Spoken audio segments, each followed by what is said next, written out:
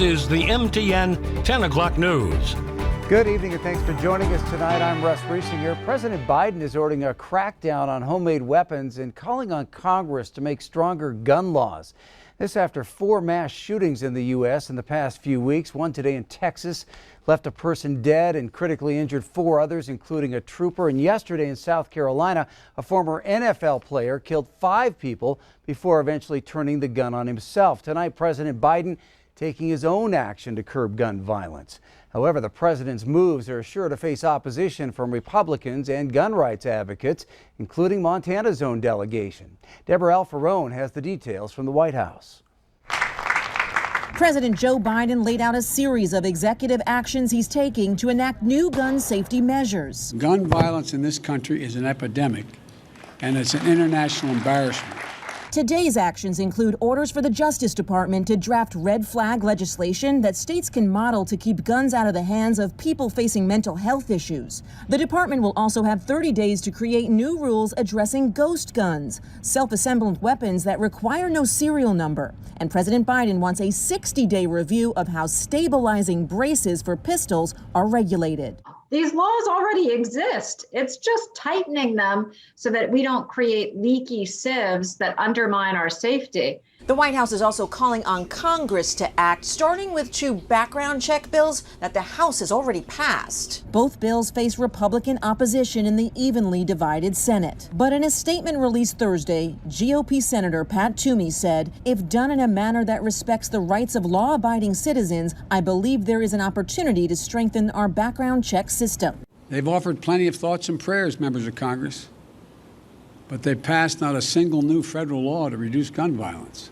The president is also nominating David Chipman to lead the Bureau of Alcohol, Tobacco, Firearms, and Explosives. Chipman is a former ATF agent. He's also been a gun control advisor to the organization set up by former Arizona Congresswoman Gabby Giffords. She survived a deadly mass shooting 10 years ago. Deborah Alfarone, CBS News, the White House. The president's also calling on Congress to pass an assault weapons ban. In a statement, the top House Republican, Kevin McCarthy, says his caucus will strongly oppose the president's actions, which he calls an infringement on the right to bear arms. But in today's remarks, President Biden said charges that he's infringing on the Second Amendment are, quote, phony arguments, he says. Montana's own Republican delegation blasting President Biden's executive order. Governor Greg Gianforte calling it a gross federal overreach. And Senator Steve Daines says it infringes on the Second Amendment rights and doesn't go after criminals. A continued warning out of Bighorn County tonight as a shooting suspect remains on the run. Authorities tell us that Fabian Dawes should be considered armed and dangerous. Crow tribal officials tell Q2 in front of witnesses Dawes shot a man, seriously wounding him yesterday, and Crow agency. The victim was flown to Billings for medical treatment. We don't know his condition. Dawes is described as 5'11" with a medium build and several visible tattoos. Anyone with information is asked to contact the Bureau of Indian Affairs or your local law enforcement agency. And again, authorities say do not approach Dawes if you see him. Montana's main budget bill is one step closer to final approval after the Senate passed House Bill 2 today. MTN's Jonathan Ambarian takes us to the debate. The Montana Senate spent about 4 hours Thursday approving its own version of House Bill 2, which lays out $12.6 billion in state spending over the next 2 years. HB 2 passed 34-16 in a preliminary vote. Then senators suspended the rules and immediately passed it in a final vote, 33-17. I'm pleased with the work that was done, the negotiations that took place with the second floor, the agreements that were reached between the minority and the majority party. During the floor debate, Democratic senators made several attempts to add additional funding for things like services for people with disabilities, tuition assistance, and school meal programs. They all failed to pass. The closest vote was on an amendment to add $1 million for suicide prevention programs. Supporters said the funding would have helped address a crisis in Montana, but opponents said the state was already funding prevention efforts, and there needed to be a clearer idea of how that money can be used effectively. We've tried to get a handle on this. Throwing more money out for suicide prevention feels good, but what are we getting for the money? The data might be hard to find, but if the data is one person that we've saved their life, that could be your family member, that could be someone in your family, a friend, community member, it's worth it to me. Republican Senator Brad Molnar of Laurel also brought an amendment seeking to eliminate all funding for Medicaid expansion. It failed 20 votes to 30. HB 2 is usually the centerpiece of the legislative session, but this year it's only part of a much bigger budget picture coming together in the final days. That also includes billions of dollars in federal COVID relief and the final decision on what to do with recreational marijuana revenue. In Helena, Jonathan Amberian, MTN News. Well, the Senate's version of the bill is similar in size to what the House passed, but has differences in specific appropriations. Senate President Mark Blaisdell says he expects the House will reject the Senate's amendments and send HB 2 to a conference committee to work out a final version. If you received your second COVID-19 vaccine dose yesterday morning at the Shrine Auditorium, you may have been shorted. Today, Yellowstone County Health Officer John Felton announced a mistake at the clinic, potentially impacting about 90 to 100 people. Felton says a pharmacist underfilled doses of the vaccine. This is only if you received your second vaccine dose between 8 and 8:45 a.m. yesterday, Wednesday, at the Shrine. Felton says the Unified Health Command has not heard back yet from the Centers for Disease Control and Prevention on how to proceed, but health officials are reaching out to those individuals. He does say the first dose of COVID-19 vaccine creates about an 80% immunity. And if you don't receive a call by the end of Friday, you can head to this story on KTVQ.com for further instructions. Felton says the pharmacist who drew the incorrect dose is employed by New West Healthcare and is no longer working at the vaccine clinic. Well, as of Monday of this week, about 24% of Yellowstone County residents had been fully vaccinated. That equates to about 31,000 people. Federal experts say to reach community protection, between 70 and 85% of the county needs to be vaccinated. Felton says the key is to deliver every dose that comes to Yellowstone County as soon as it gets here. Ideally, if we can reach the point of at least that 75% protection of the population through mostly through vaccination, but also through natural infection, that will make our summer much more pleasant for everybody, because the risk will be substantially reduced. And to make your first vaccine appointment for next week, you can go to mtreadyclinic.org to schedule.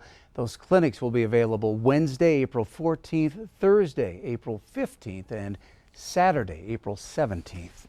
Turning to weather now, Chris DeRose in for Ed tonight. It may be spring, Chris, but winter weather not totally out of Montana by any means. No, it's a little bit of a roller coaster, and the roller coaster started this afternoon, really, as we had rain and a wintry mix moving through. Now, as we look at the radar, a lot of that moisture is starting to push out of our region, pushing into eastern Montana, but we are still dealing with those winter weather advisories through parts of our region, and there's even a lake wind advisory going till tomorrow morning up around Fort Peck Lake. But we are keeping an eye on this. You could have a little bit of a wet commute still in the morning, so it is something to be aware of. We're expecting a little bit of precipitation, maybe light rain and snow throughout the night tonight, and temperatures are going to drop just below freezing, so the roads could be a little slick. Use a little extra caution. In terms of temperatures, though, we're going to go up, and then we're going to go down, and then we're going to go up again. So I'll give you the full forecast coming up in a few. Just hang tight.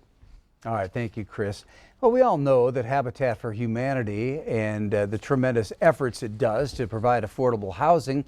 But how did the organization's workflow change amid a global pandemic? Q2's Shaquille Cozart shows us what the nonprofit is working on. Where I live in a 4-bedroom house, and I raise 6 grandkids. And there's a couple of them that are doubled up, and then there's one that sleeps in the living room downstairs. And every year we have the heating problem where we don't have no heat. We've had a gas leak in the house. There's mold in the house, so we've pretty much been, through a lot living in the house. Over 2 years ago, Lena applied to Habitat for Humanity to have a home built for her and her grandkids. And after a lengthy application process and a period of waiting, she was told that she was getting a new home. April of 2 years ago, they called me and they said that I got picked for a house, 5-bedroom house. And I was so excited. I started crying at work, and everybody, was all excited for me. And the home that Lena will be living in is almost complete. The best part about it is that she was able to pick the color, flooring, countertops, and more.